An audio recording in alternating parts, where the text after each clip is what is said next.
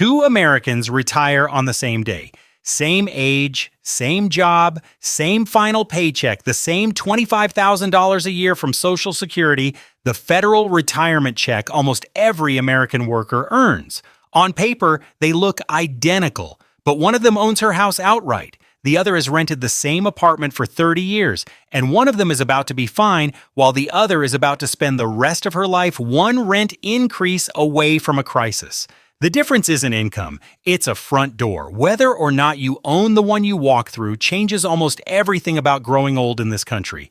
The American retirement system was quietly built around one assumption, that by the time you stop working, you'll own your home free and clear. Go back to 1935. That's when Social Security was created, the federal program that sends most retirees a monthly check based on what they earned during their working years. It was never meant to replace a full paycheck. It was designed as a floor, a little something so that old age didn't automatically mean poverty. The rest, the thinking went, you'd cover yourself. For most of the 20th century, that rest had a name, the paid-off house. After World War II, the government pushed home ownership hard, cheap mortgages for veterans, a tax code that rewarded buying, whole suburbs built on the promise that a working family could own a place, pay it down over 30 years, and walk into retirement with no rent and no mortgage. Add a company pension on top, and you had what people used to call the three-legged stool: Social Security, a pension, and a home you owned. Then two of those legs got shaky. Pensions mostly disappeared, replaced by the 401k, a retirement account. You fund yourself out of your own paycheck with no promise of how much you'll end up with. And the house got expensive, really expensive. So here's the problem. The whole system still assumes you own that house. Social Security is still just a floor. Your housing cost is still supposed to fall to almost nothing when you retire. But for a growing number of Americans, it doesn't fall at all because they never bought. Or they bought and lost it, and the system doesn't have a backup plan for them. Start with the gap that defines everything. The Federal Reserve runs a survey every few years that measures what American families actually own. The most recent one found that the typical homeowner had a net worth of around $400,000. The typical renter, about $10,000. That's not a small gap. It's close to 40 to 1. Most of that difference is the house itself.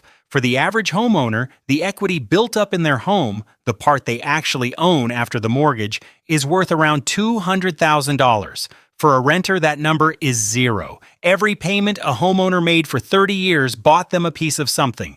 Every payment a renter made bought them one more month.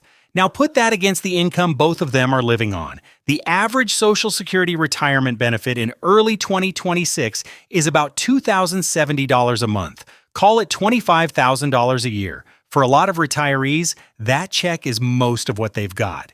Here's where the front door matters. If you own your home outright, your monthly housing cost drops to property taxes, insurance, and upkeep. Real money, but often just a few $100s a month. If you rent, your housing cost is the rent. And right now, the median asking rent in America runs well over $1,000 a month. And in a lot of cities, it's $1,500, $2,000 or more.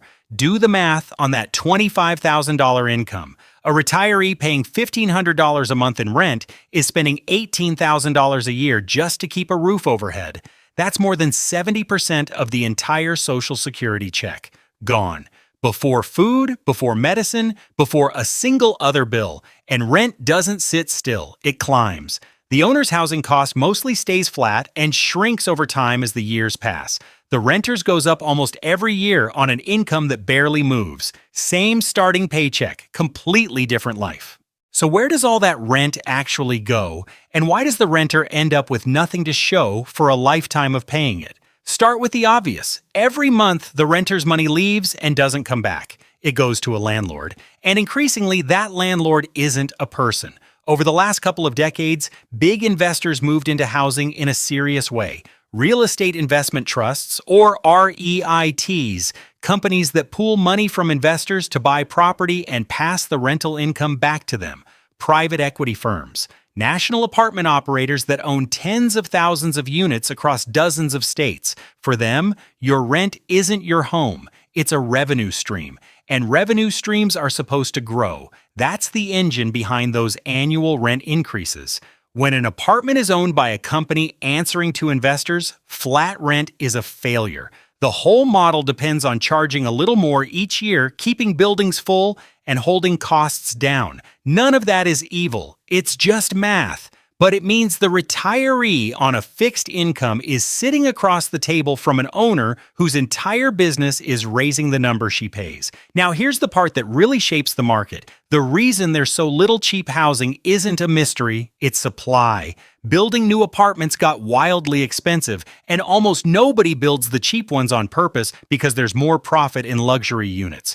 Over one recent 10-year stretch, the number of apartments renting for under $1,000 a month fell by about a third. They didn't vanish. They got renovated, repriced, or torn down and replaced with something you can't afford on a Social Security check.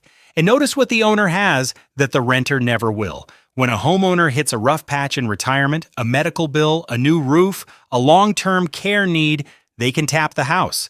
There's a whole industry built for exactly this. The reverse mortgage, a loan that lets people 62 and older borrow against their home equity and pay nothing back until they leave the house. It's an expensive product with real downsides, but it exists. It's an escape hatch made of home equity. The renter doesn't have an escape hatch. There's no financial product that turns 30 years of rent receipts back into cash. The money already flowed out. It's somebody else's asset now. So who catches the retiree who can't cover the rent? The honest answer: mostly nobody, and slowly. Start with what people assume will help. Medicare, the federal health insurance program for Americans 65 and older, pays for a lot of medical care. Doctor visits, hospital stays, a big chunk of your prescriptions, but Medicare pays for exactly zero of your rent. Housing was never part of the deal, so the single biggest cost in most retirees' budgets is the one Medicare won't touch. Then there's Medicaid, a separate program, and people mix these two up constantly. Medicare is health insurance you earn through work for almost everyone over 65. Medicaid is a joint federal and state program for people with very low income and almost no assets. Medicaid can help with some housing-related costs, mostly tied to long-term care. But to qualify, you generally have to be nearly broke, which for a lot of older renters is exactly the problem, and eventually exactly the outcome. There's also housing help built specifically for low-income seniors, federal rent vouchers, buildings with subsidized rent for older adults. On paper, it's a real safety net. In practice, the waiting lists run for years, and in some places, they're closed entirely because the line is already too long. There simply isn't enough of it. The need grew, the supply didn't. So what actually happens? For many older renters, the answer is that they just pay it and go without. They cut the pills in half, they skip the dentist, they eat less. Nearly half of all renters in America spend more than 30% of their income on housing, the line economists use to mark when a household is stretched too thin.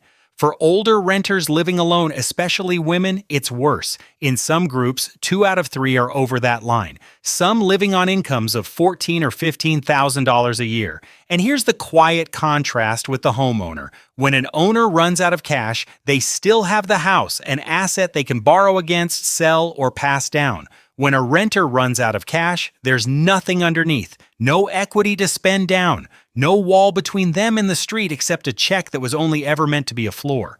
The rent is just the number on the lease. The real cost of retiring without a home hides in everything around it. Start with instability. A homeowner controls the roof over their head. A renter doesn't.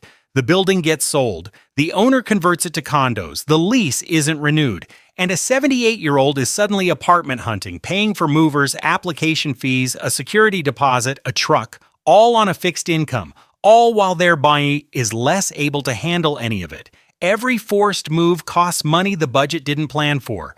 Then there's the slow squeeze of the annual increase. A rent hike of even 5% a year doesn't sound like much, but Social Security's yearly cost of living bump often runs smaller than that. So the gap between what the retiree earns and what the roof costs widens a little every single year. It compounds quietly in the wrong direction. There's a health cost too, and it shows up in dollars. Older renters move more often, which means they're less likely to have the grab bars, the ramps, the walk-in shower, the modifications an owner can install once and keep. They're more likely to live in housing that was never adapted for an aging body. And housing instability is tied to worse health, which means more medical spending, which lands right back on the same stretched budget. And there's what it costs the family. When an older parent can't make rent, the bill often doesn't disappear. It moves. Adult children start covering the gap, a few $100s a month here, a surprise deposit there, money that comes straight out of their own retirement savings. Or the parent moves in, and a spare room, a longer commute, and a career put on hold become the real price.